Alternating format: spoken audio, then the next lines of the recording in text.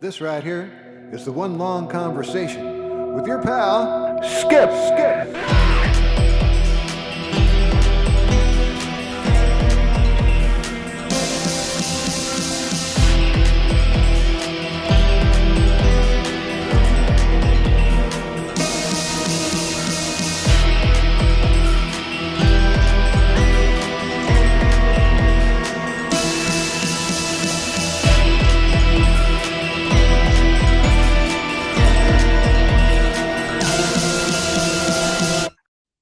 Hey, Skip here, and welcome back to the One Long Conversation. We've been gone for a couple of weeks. I started writing a new book. I'll tell you about it later, but today we're talking with my friend Charles Pinion, filmmaker, artist, wild guy who I've known for years and who I just love, and who is enjoying a sudden renaissance for the shot-on-video films that he made back in the 80s and subsequently. In particular, a movie called Twisted Issues, a skate punk, splatter, horror, social commentary, weird skate punk scene, freak out document, is screening all over the place. People are watching it. New audiences are finding it and loving it. I think it's really, really exciting. He does too. And we're going to talk about that. I'm going to also tell you that in the lo-fi spirit of these shot on video features, the first 2 minutes of our conversation are just us ridiculously fucking around before we actually get down to it. I think it's too funny to leave out. So when he says, we're leaving dead space, of course it's true, but then we get right into the stuff. So I hope that you enjoy this. And here we go. We're recording. Hi. Hey. What do you got So this there? is the visual. Only Jesse Crawford, the poet of the organ. Oh my goodness me. What's old Jesse doing these days? Pushing up daisies, I'm pretty sure. Okay. How do I fill? I want to fill you up here. Let's see. Pardon the expression. Let's see. Okay. So you do this as a. I haven't watched any of these. It's a visual podcast. Yes. I see. Well, okay. You never know these days, you know, the kids. Full screen. Full screen. All right. Well, this is dead air, as they say. All right. Well, I'm going to live with you not being as full screen as I prefer.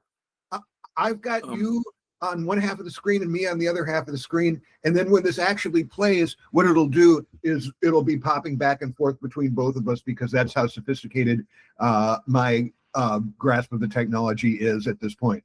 But that doesn't mean we can't have a swell time. That's exactly right. That's the attitude to have, my friend. That's what I'm saying. Okay. I'm getting back to where were we? There we are. All right. Okay. Now let's see. I might have, as I say, I do some of these of late that it's not a picture, and I dress up. Mm-hmm. And then, but here we are. Yeah. Hi. Skip. How are you? Hey, I'm good. You are good, man. I got to tell you, it is so exciting for me to watch the sudden renaissance of attention for the cool things that you've been doing for years and years, and all of a sudden everybody's like paying attention. It's so fucking cool. How did this happen? Fill me in on this. All right. Well, I share your excitement about it. I admit I'm still somewhat coming out of a bafflement about it. Mm-hmm. And I mean, it's a delighted bafflement, but it's just like, what? So how did this happen? Well, I think it has to do with Saturn's Core releasing my 3 shot on video movies on Blu-ray. One was a double feature of Red Spirit Lake and We Await, and that came out in like 2022. And I bought it. And yeah, and that went well, but I mean, I don't know, something about Twisted Issues, my very first shot on video movie, which came out in 1988. Something about it hit a nerve with this brand new audience of younger than me, certainly, folks. And and so that's it's and so when it really kind of, I was dropped in the deep end of this, what's going on, was at the Mahoning Drive-In in Pennsylvania in July, where Twisted Issue played as the second feature to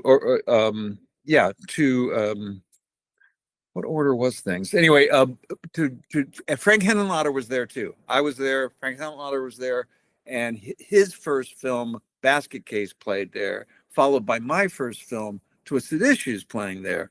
Which, as a sidebar, what a dream to have a movie you made play at a drive-in. But it's a dream I didn't even have because I thought it was impossible. It's amazing. Would never have occurred. Yeah. So how the fuck did that happen? And what did it feel like to be there? Oh my God. I was well, how it happened was through the efforts of Saturn's Core, the company that did the Blu-rays, and this guy Ross Snyder. I mean, it's Ross Snyder and Bill Hellfire are the two people who do it, but Ross has been very proactive in getting Twisted Issues seen in various venues. The first being Mahoning Drive-In. And literally it had just come out on Blu-ray that week. They weren't even sure if they'd have any for sale, but they did.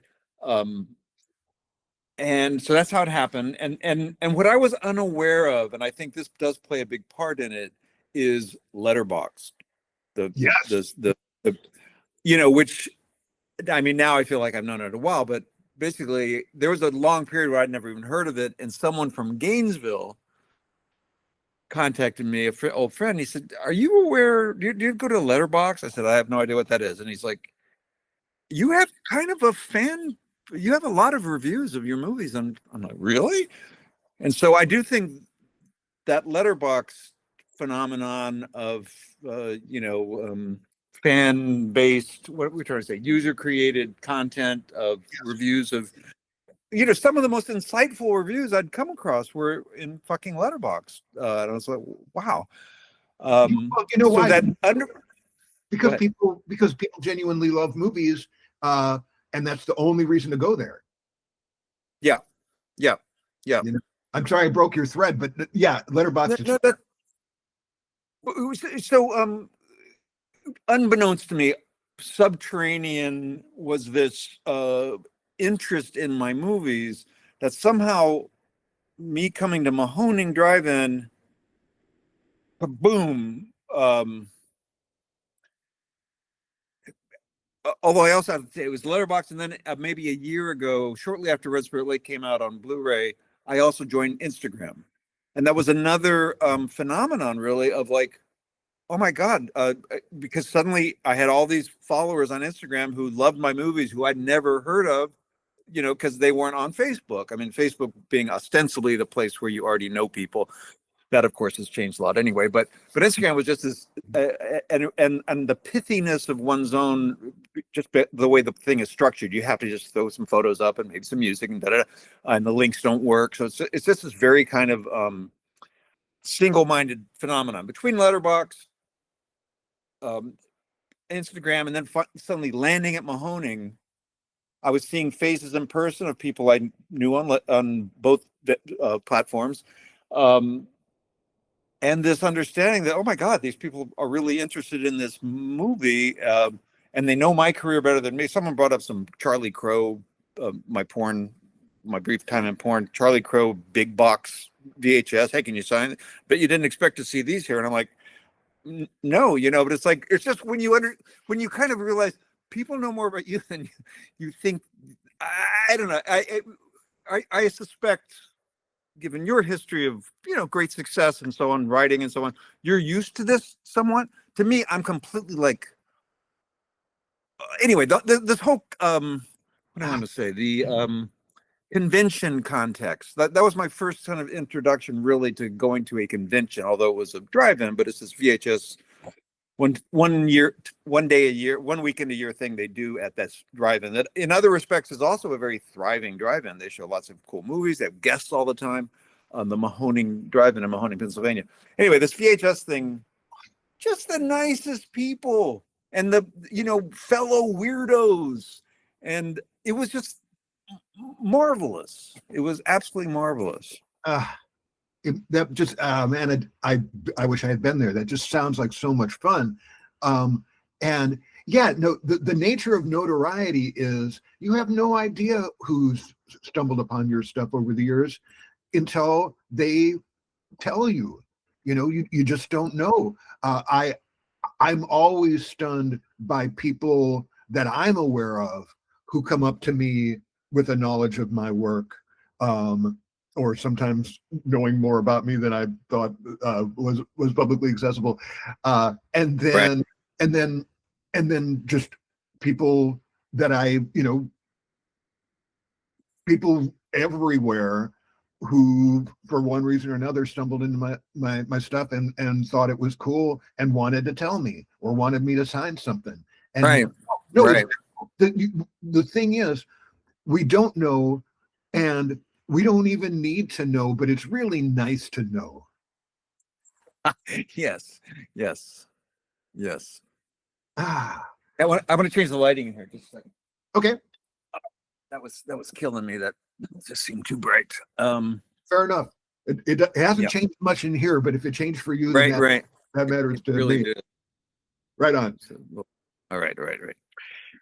So yeah. So that let's try to summarize my sort of coming to this understanding is realizing that culture, the image I glommed to suddenly was culture is a star map. And there's Apocalypse Now, there's whatever, some other movie, there's Twisted Issues, that little but because the audience today has access to the internet and such, they can go and visit that star, and yeah, that's amazing. That's a beautiful that's a beautiful way to put it, because I mean, every movie that gets made is a star, yes, every exactly. movie that actually gets finished and sent out into the world is a star. You can judge it according to whatever standards you may or may not have, but it's right there. Twisted Issues and Apocalypse Now do exist in the same universe, and all you got to do is go to Letterboxd, and that for a fact. And then I mean, the beauty of things like you're a Criterion Channel fan, right? Or do you? I just recently got back on it. I mean, just the entire history of international film at its best, and sometimes it's just like its most idiosyncratic, but I mean, like all over the place, the history of film is here for those who want to reap it, and we're part of it, and again, so describe to folks how Twisted Issues happened way the fuck back. Twisted Issues happened. I was in a punk rock scene in the mid to late 80s in Gainesville, Florida, which I found to be this very vital scene, very cool music, idiosyncratic, etc. And but what would happen is, and the best gigs were, the most entertaining and fulfilling gigs to be at were house parties. Literally someone's living room. And so, but then, the show would end, the band would say goodnight, you're still crowded in this room, the room would go quiet, sweats everywhere because it's Gainesville, Florida. And I just remember thinking, no one's recording this. And I just thought, and it wasn't as easy to do so back then, You had to actually, I mean, people, you'd think you'd still have your little boombox cassette recorder or something recording, and sometimes they would, but certainly no one was video recording. And my dad had just recently bought a video camera, and he realized he was never really going to shoot much with it, so he offered it to me, and that's when I started accumulating images, or songs and visuals and stuff for I didn't know what. I mean, I didn't really have a model of a documentary. It was really more just about wanting to have, I want these things. Like, I didn't know what I was going to do with them. And then at some point, this young skater kid said, "Hey, I hear you're making a movie," because I must have been put the word out there. I'm making a movie. I don't know what I'm doing, but I'm making a movie. Or they'd see me, and it's a small community. Like, he's got a camera. And anyway, and he said, "I got this great idea for like I don't know if the term slasher was a word back then, but anyway, for a Jason-like character, skateboarder, and he's killed by these heavy metal kids, and they knock the trucks off his skate, and he is reborn somehow, brought back to life, and he drills his foot to the skateboard. And then he goes and enacts vengeance." And that's essentially what this young man told me. And I was like, that's a great idea. And that's kind of like the seed image for Twisted Issues was okay. And so then and I recall possibly the same, it certainly was the same place, which was like the quad at the University of Florida. But people hang out, eat the free Krishna lunch, and there was Chuck Spetta and Jen Canal, and I'd go, "Hey guys, want to be in my movie?" Like, that's what I was just going around. Want to be in my movie? And many people, not many people, at least one person was like, "No," and I'm like, "Okay, well, you're not going to be in my movie." But then I'm like, and they said, "What do you want us to do?" I said, "Come up with a character, come up with a plot line, and let's," and they've made themselves the mad scientist and his assistant who reanimate, so it just kind of grew that way. And then I enlisted these two guys who are writers who did a zine called Science Fiction Randomly, Steve Anzac and Hawk, James Bassett, and because I knew they were writers, and I think I had the sense to know that I needed a screenplay with someone who had some history of, I don't know, because I had never written, I was just gathering these images, really. Yeah. So then we sat and had this session that I think was like a 5-hour session. That's what it felt like, beer, Hawk typing in his little word processor, and me and Steve stomping around the room, basically, and came up with this skeleton of a script, really, because the script ends with Hawk knocking at the door of Charles's apartment, and there's a whole like battle royale after that. Right. But we never scripted that. I believe that was just me doing storyboards to kind of tell the story in my head, how it was going to go. But that's how that happened, pretty much. And I think that explains a lot about why people are responding to it so hard, as opposed to movies that are constructed in a more conventionally constructed cinematic manner. That what you really catch is like a fucking raw time capsule of that time and place, and these kids just kind of going off. And there's something really vital and energetic about it. I mean, all of your movies are weird as fuck and full of like you going there, and you and your friends just like, okay, we're gonna go there. There's a real throwdown spirit, and yeah, you cultivated your aesthetic as you went. And there are all these artful flourishes, and there's all this wild stuff going on. But that raw document that you didn't even know you were putting together until you were halfway into it, and then pieces started to form, and I mean, just from a from a cultural standpoint, it makes sense, but as a as a magnetic force, it makes like tons of sense. It makes sense that young people would be like, yeah, I wonder how many crazed scenes are going to be captured by people inspired by this, and Yeah. really Yeah. exciting. That is exciting. Yeah. I totally want to see what these fuckers come up with, and they'll have like they'll have fancy 21st century cameras and all the gear that we have access to now, but will they capture the spirit? I guess we'll find out. Right. Right. Yeah. Right. And then the other thing that made me really fucking happy about this is that all of a sudden I hear you talking about Thousand Eyes. Yeah. Yeah. So I mean, I felt this light radiate from me as you told me that, because I was like, yes, that's so fucking great. I mean, that a movie that I wrote in the late 90s, tried to get made, and I intended to make it in San Francisco in 1996 when I wrote it. I actually returned to LA to try to get it made after leaving LA. And it went through so much, the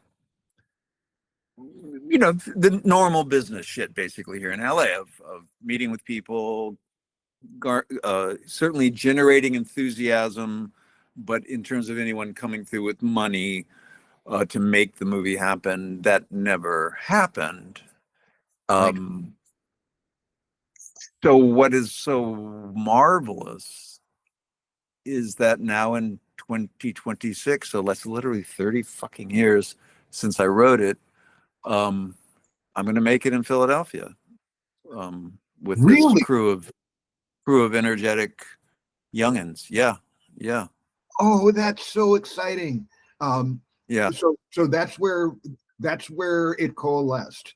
And well, Mahoning, it all roads lead back to Mahoning, honestly, because that's where I've met Bruce Longo, who's the producer, who's the guy behind Bloodsick Productions, which is he makes movies in Philadelphia. And I guess I'd seen one of his movies, and I remember watching it and going, fuck, because there's one scene where a character walks up the steps and enters this party, and there's this whole party scene, and I'm like, fuck, this guy, I mean, has enough friends and whatever that he threw together this party in a way that isn't the way things are done, certainly in LA, is more like the way things were done in Gainesville, actually. I mean, so that impressed me that, okay, he had the command or the the friendships and the network or whatever, that he gathered these people to do this thing. I mean, that was when I just just street scenes and stuff. I was just like, okay, and his thing is mumble gore, which is a play on mumblecore. So there are a lot of people walking and talking and street stuff, sitting on couches and talking and stuff like that. Things that evoke mumblecore, the little bit of mumblecore I've seen. And but anyway, I was just like, fuck. And then I met him at Mahoning, and we just started talking about making a movie, and he had tried to get something else done via Kickstarter with a different director. That it didn't happen. And in the course of conversing with him, I realized, or hearing him talk to someone else, that we're on the same page in terms of we need enough money to make the movie, but it's not. If you commit to just making, we're going to make the movie. So basically, in our conversation, whatever money you come up with, we're going to make the movie. I mean, I'll come up to Philadelphia. I will cast it from. I don't know how concretely this was stated that night, but basically, what happened was, I cast it from his movies, basically. I watched the cast in his, what's her story? Oh, she's great. She da-da-da-da-da. What's his story? Oh yeah, he manages a club actually, and he's also in this band, you know. But people who hit me on from performances on his screen, I was able to just sort of curate my cast for Thousand Eyes, and so yeah, so that's kind of how that happened. And we're, you know, we intend to make it. It's not a movie that has you know, spaceships or helicopters, whatever, and it's it can be just shot, you know. Yeah. So yeah, so that's that. Yeah. Okay, well, let me ask you now, because I read that script almost 30 years ago when we met. And Is that right? Yes. I mean, we immediately, because we met on a set, Right. and we're just sort of like, I was driving the makeup artist, and you were the director, Right. and we just started talking, and we just started having such a good time talking that it was like, oh, we need to hang out, and Right. and then shit just went from there. But it wasn't long before you passed me that script. So now, and it was awesome, and I was like, okay, I want to see this, and so I'm really wondering, like, how much is the shooting in Philly with these people under these circumstances 30 years later, is it changing the script much, or is the script remarkably similar to what is what's the balance between what you brought originally to the table and all the ingredients assembling about you? Right. Well, I did one last pass on the script in August of 2025, just to make, because it was written in 1996. Make sure there are no phone booths. Mm-hmm. You know, because there's one phone booth conversation that somehow had sneaked through all the various versions. That I switched to a cell phone conversation as she's talking on the street, as opposed to her being in a phone booth. You know, Sure. stuff like that. Some of the drug references. There was a reference to Quaaludes. And so I said, wait, and no, it's Xanax. Okay, Xanax. You know, today it would be Xanax. You know what I mean? Right. And the main character, the one character, his behavior, his external behavior, was based on an autistic client I had when I worked with autistic adults in San Francisco for 8 months or so. Yeah. And his idiosyncrasies and so on, but he's referred to as autistic in the script, which again I wrote in 1996. That doesn't really work today, so I said neurodivergent. I mean, it's just like, you know, so that, but that isn't actually the core of your question. I'm just giving you those are the changes I did make. Yeah. No, and like that. all makes sense. Yeah, that all makes sense. Yeah, and then bringing it to them, because so what I did was in January I went up to show 2 movies, Red Spur Lake and Twisted Issues, at 2 different nights, and then the day in between we did a table reading with the cast. I was just about to ask. Yeah. Oh my, and it was so beautiful. And the thing is that I'm going from there wasn't a clunker in the bunch. There wasn't anyone that, okay, well, he'll be okay, you know. Oh my God, perfect, you know. Oh my God, you know. And so that was so lovely. And the thing is, I gave a little, you know, speech introduction at the beginning, and one of the things I said was something essentially, you know, the script, the lines on the page, the lines you as actors will say are, again, I don't know exactly what I said, but something along the lines of, are the skeleton that propels this passionate beast, something like that. And I have to say, during that introduction, also, I started crying. And so, and the thing is, but so much, I mean, my dog was passing at the time too. There's a lot going on. My emotions very much to the surface, but also it was this recognition that, oh my God, I'm surrounded by this cast of actors who are going to make even if all I get out of this is a table reading, that will bring my story to life in a way. So anyway, and in the course of this conversation, and then I related this thing that William H. Macy, I saw William H. Macy say once about doing Mamet, and I make no claims to being Mamet, but I'm saying doing a David Mamet piece in general. He said Mamet's really hard to memorize, but once you have the lines memorized, it's like driving a Ferrari. And that hit. There was the guy who's playing Frostfree, the gangster boss, ostensible protagonist. That hit. He was like, I like that. Like, we talked later. I like that, you know, and I like that. And so what I said was, look, every line in the script has an intention, a reason. If you feel you want to say it differently, I mean, let's talk about it, but also as long as it has that same intention, that's fine, you know? But so at the moment, what I got from them was a very respectful, we're going to learn the lines. Yes. Now I know each person is going to be different. And once we're on set, who knows? Memorization is its own thing. Most of these people aren't actors. I mean, one's a drummer in a band, one's a singer in a band, one's a this and that, you know, performance artist. You know, I mean, it's wonderful, the wide variety of talent that's, you know, which again makes me just,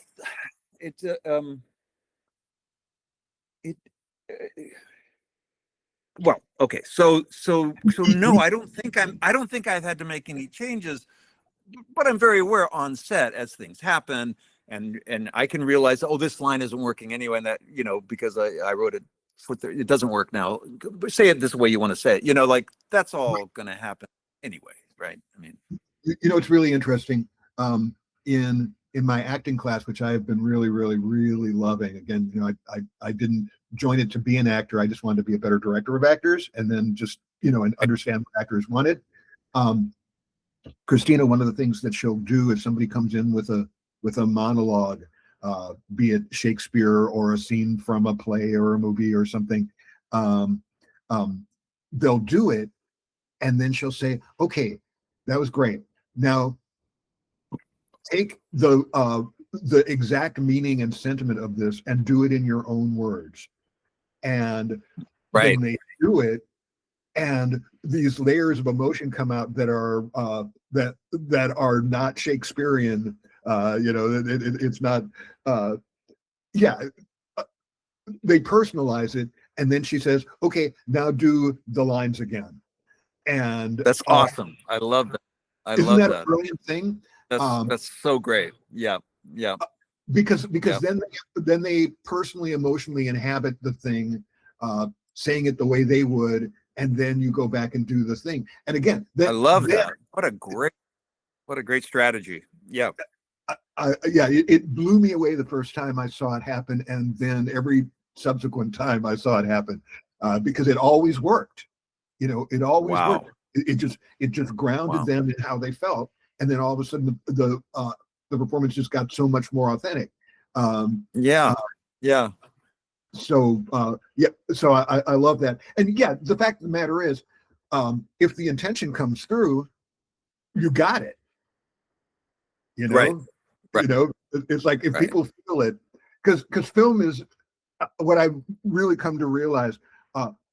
Ideas and everything else are amazing, but it's really what people respond to is the person on the screen, and do I feel them or not? Yeah. You know, it really comes down to it, and that's a great liberating thing to understand. You know, it's just if you want to watch that person, you got me. You know, it's so cool, and just, you know, also just, I think at this particular point with Hollywood being as it is, and going through its crumbling, you know, the excitement of DIY filmmaking, of just, fuck it, let's go. We do have a problem. Let's put on a show. That I think that's really where things are going. So I think that it makes total sense that that young people are finding you inspiring, and that makes me excited for them. You know, it's like I just want to see what everybody does. That's all I ever wanted, was to see what people will actually do. You know, Right. uh, Right. and here we are doing it. And Yeah. but just the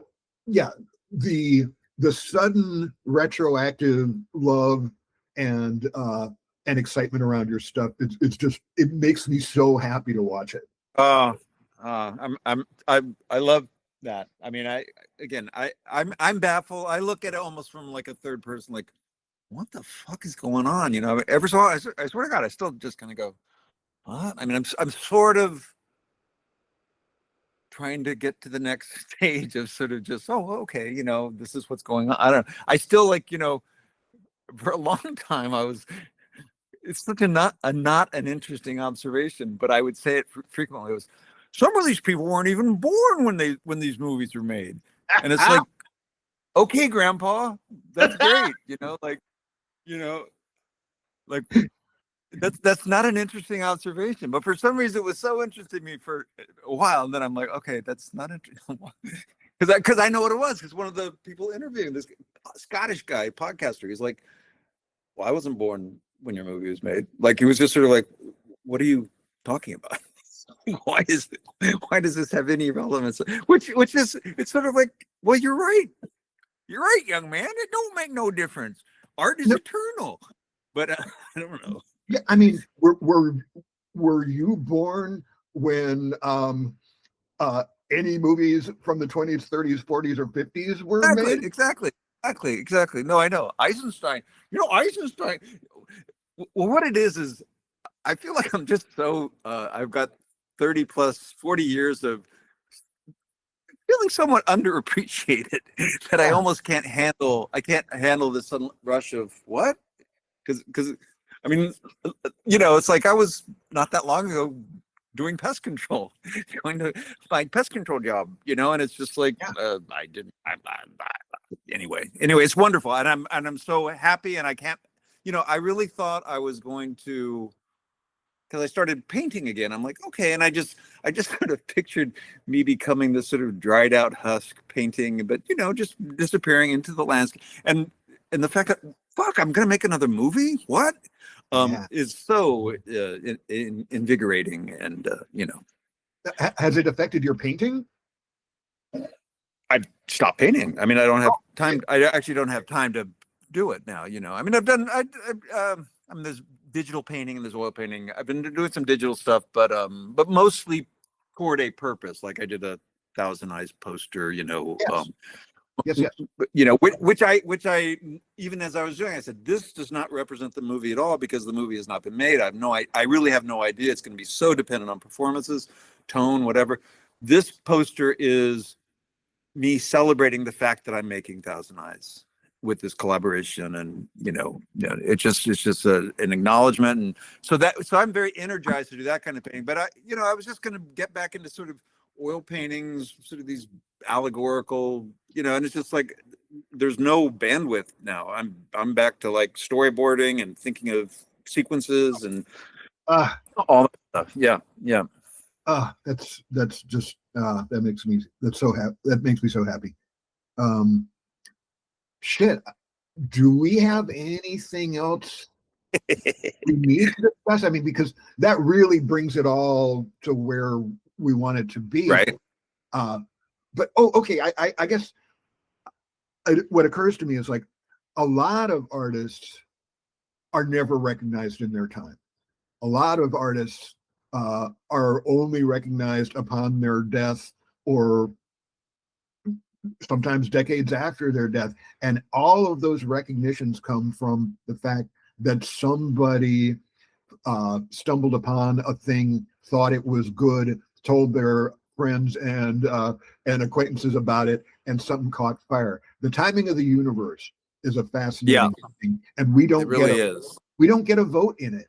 You know, it does what it does. We're we're along for this ride, but the thing that we can do is paddle our boats to the best of our ability and just, you know, do our thing, and people get it or they don't.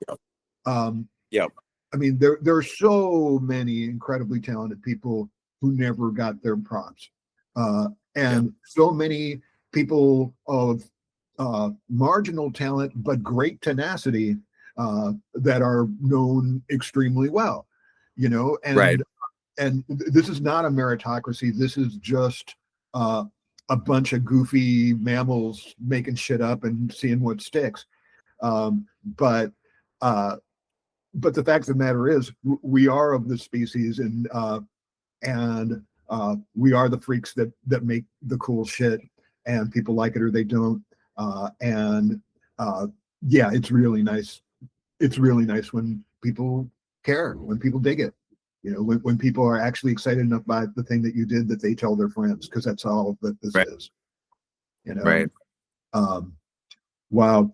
Well, dude, I think that after we're done with this, we'll think of like the 80 other things that we wanted to talk about, and that's why we'll come back and do it again. I'm also thinking like the next season of the One Long Conversation, I'll probably have like 2 people talking,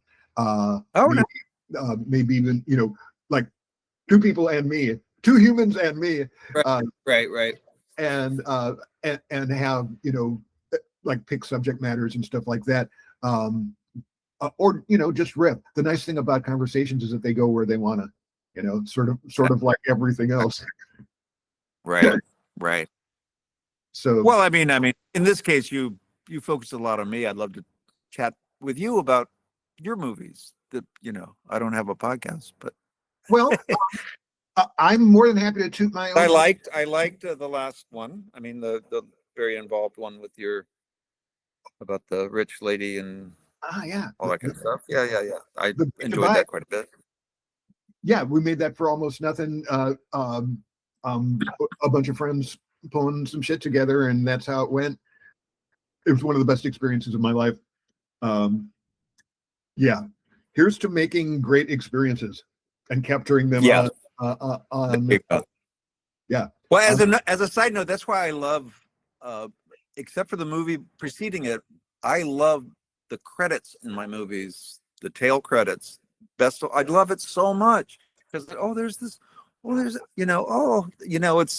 it brings me to tears. I mean, it's just like, you know, and it's, anyway, that's nothing like that first crew screening or whatever, and cast and crew where the names appear and you know. Those are indelible moments in time. That's what they are, dude. Okay, well, this has been such a pleasure, and I'll let you know when it's up, and then we'll take it from there. But great to see you, buddy. Great to see you. Okay.